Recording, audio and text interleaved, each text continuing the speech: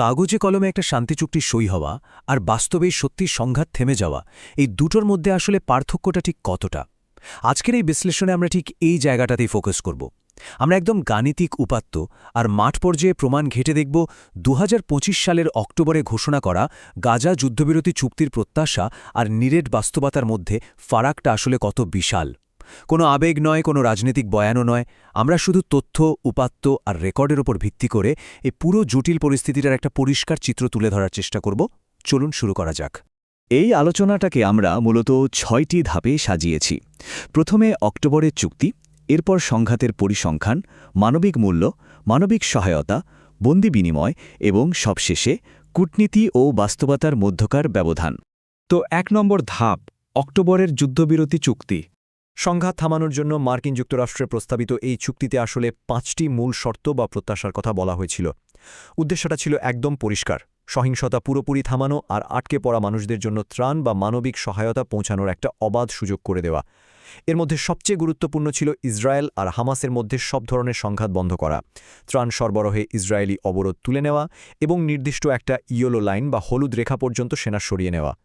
সামরিক দিক থেকে চিন্তা করলে এই ইয়েলো লাইনে তাৎপর্য কিন্তু অনেক। এর মানে হলো নির্দিষ্ট এই সীমানার ভেতরে কোনো পক্ষই কোনো ধরনের সশস্ত্র অভিযান চালাতে পারবে না, যা সাধারণ মানুষদের জন্য একটা নিরাপদ বাফার জোন হিসেবে কাজ করার কথা। কিন্তু এই চুক্তির একদম গোড়াতেই একটা বড় ধরনের কাঠামোগত অসামঞ্জস্য লুকিয়েছিল। খেয়াল করুন, ১৩ই অক্টোবর মার্কিন প্রেসিডেন্টের নেতৃত্বে যখন এই আনুষ্ঠানিক স্বাক্ষর অনুষ্ঠানটি হয়, তখন সেখানে মূল দুটো বিবাদমান পক্ষ অর্থাৎ ইসরায়েল বা হামাস কারোর কিন্তু সরাসরি উপস্থিতিই ছিল না।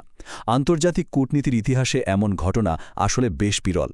যাদের মধ্যে লড়াই চলছে তাদের সরাসরি অংশগ্রহণ ছাড়াই যখন একটা চুক্তি সই হয়, তখন তো শুরুতেই এর বাস্তবায়ন আর সদিচ্ছা নিয়ে একটা বিশাল প্রশ্নবোধক চিহ্ন তৈরি হয়ে যায়, তাই না?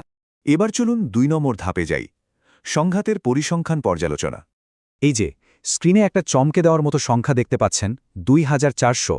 গাজার সরকারি মিডিয়া অফিসের তথ্য অনুযায়ী কাগজে কলমে যুদ্ধবিরতি আনুষ্ঠানিকভাবে কার্যকর হওয়ার পর থেকে সামরিক লঙ্ঘনের ঠিক এই বিশাল সংখ্যাটি আনুষ্ঠানিকভাবে রেকর্ড করা হয়েছে। শান্তি চুক্তির কালিতে যখন ঠিকমতো শুকায়নি, ঠিক সেই সময়টাতেই এত বিপুল সংখ্যক সামরিক অভিযানের রেকর্ডই প্রমাণ করে দিচ্ছে যে চুক্তিটা আসলে বাস্তবে কতটা ভঙ্গুর ছিল। এই লঙ্ঘনগুলো কিন্তু মোটেও কোনো বিচ্ছিন্ন ঘটনা ছিল না। ডেটাগুলো একটু ভেঙে দেখলে একটা ভয়ঙ্কর চিত্র ফুটে ওঠে। এর মধ্যে আছে ১,১০৯ বার বোমাবর্ষণ আর গোলাবর্ষণ, সাধারণ নাগরিকদের ওপর ৯২১ বার সরাসরি গুলি চালানোর ঘটনা আর ২৭৩টি স্থাপনা একদম পুরোপুরি ধ্বংস করে দেওয়া। এমনকি ওই যে একটু আগে ইয়েলো লাইনের কথা বললাম, যে রেখা পার হয়ে কোনো সামরিক অভিযান চালানোর কথা ছিল না, সেই রেখা পার হয়ে আবাসিক এলাকাগুলোতে ৯৭ বার সরাসরি সশস্ত্র অভিযান চালানো হয়েছে। মানে চুক্তির প্রায় প্রতিটি শর্তই আক্ষরিক অর্থে প্রতিনিয়ত লঙ্ঘিত হয়েছে। সময়ের প্রেক্ষাপটে এই হিসাবটা মেলালে পরিসংখ্যানের অকাট্য বাস্তবতাটা আমাদের সামনে একদম জলের মতো পরিষ্কার হয়ে যায়। চুক্তির অধীনে থাকা ২০২ দিনের মধ্যে ১৮০ দিনই হামলার ঘটনা ঘটেছে। গাণিতিকভাবে হিসাব করলে এই পুরো তথাকথিত যুদ্ধবিরোধীর প্রায় ৯০% সময়ই আসলে সংঘাত চলেছে। ২০২ দিনের মধ্যে মাত্র ২২ দিন কোনো সংঘাত হয়নি। ভাবা যায়, একটা যুদ্ধবিরতি চুক্তির অধীনে যখন প্রায় প্রতিদিনই গোলাগুলি চলে, তখন সেই চুক্তির কার্যকারিতার কী বা অবশিষ্ট থাকে? আমরা চলে এলাম ৩ নম্বর ধাপে, মানবিক মূল্যের মূল্যায়ন। যে কোনো যুদ্ধবিরতি ঘোষণার পর সাধারণ মানুষের মনে কিন্তু একটা সাময়িক স্বস্তি বা মিথ্যা নিরাপত্তার অনুভূতি তৈরি হয়। সবাই ভাবতে শুরু করে যাক, হয়তো আকাশ থেকে আর বোমা পড়বে না। কিন্তু নির্দিষ্ট কিছু তারিখের দিকে তাকালেই বোঝা যায় এই নির্ভরতাটা কতটা মারাত্মক ছিল। ১৯শে অক্টোবর বিমান হামলায় ৪৫ জন, ২৯শে অক্টোবর বন্দুকযুদ্ধ ও হামলায় ১০৯ জন, আর ২২শে নভেম্বর ড্রোন ও ক্ষেপণাস্ত্র হামলায় ২১ জন নিহত হওয়ার মতো প্রাণঘাতী ঘটনাগুলো নথিভুক্ত করা হয়েছে। চুক্তি কাগজে কলমে ঠিকই ছিল, কিন্তু এই নির্দিষ্ট দিনগুলোতে সাধারণ মানুষের জীবনে নেমে এসেছিল মৃত্যুর বিভীষিকা। এই যে পরিসংখ্যানের ঊর্ধ্বমুখী রেখাগুলো, এগুলো তো শুধু কিছু সংখ্যা নয়, এগুলো এক ভয়াবহ বাস্তবতার প্রতিচ্ছবি। তথাকথিত এই বিরতির সময়েই ৮২৩ জনের মৃত্যু আর ২৩০০ জনেরও বেশি আহত হওয়ার ঘটনা একদম স্পষ্টভাবে রেকর্ড করা হয়েছে। যখন একটা নির্দিষ্ট সময়কে বিরতি বা পজ বলা হচ্ছে, তখন সেখানে এত বিপুল সংখ্যক মানুষের প্রাণহানি আর পঙ্গুত্বের ঘটনা আসলে এই চুক্তির উদ্দেশ্যটাকেই সম্পূর্ণ অর্থহীন করে তোলে। এবার আরেকটু বৃহত্তর প্রেক্ষাপটে দেখা যাক। সংখ্যাগুলো নির্দেশ করছে যে সংঘাত শুরু হওয়ার পর থেকে গাজার মোট জনসংখ্যার একটা বিশাল অংশ চিরতরে হারিয়ে গেছে। নিশ্চিতভাবে নিহতের সংখ্যা ৭২,৫৯৯ জন। একদম সহজ ভাষায় বলতে গেলে এর মানে হল গাজার প্রতি ৩৩ জনের মধ্যে একজন নিহত হয়েছেন। বিষয়টা একটু কল্পনা করার চেষ্টা করি আমরা। ধরে নেওয়া যাক ৩৩ জন শিক্ষার্থীর একটা ক্লাসরুম বা ছোট একটা পাড়া, যেখান থেকে অন্তত একজন মানুষ নিশ্চিতভাবে নেই হয়ে গেছেন। যে কোনো মানদণ্ডেই এটা একটা অবর্ণনীয় ক্ষতি। এরপর ৪ নম্বর ধাপ, মানবিক সহায়তার ঘাটতি। চুক্তির অন্যতম প্রধান একটা শর্ত ছিল অবরুদ্ধ এলাকায় বিনা বাধায় ত্রাণ সরবরাহ নিশ্চিত করা। কিন্তু ডেটা কি বলছে? ডেটা দেখাচ্ছে এখানে তৈরি করা হয়েছে এক চরম আমলাতান্ত্রিক প্রতিবন্ধকতা। পরিদর্শনের নামে দীর্ঘ বিলম্ব আর কৃত্রিম বাধার কারণে প্রয়োজনীয় ১,১০,৪০০টি ত্রাণবাহী ট্রাকের মধ্যে মাত্র ৩৭%, অর্থাৎ ৪১,৭১৪টি ট্রাক প্রবেশের অনুমতি পেয়েছে।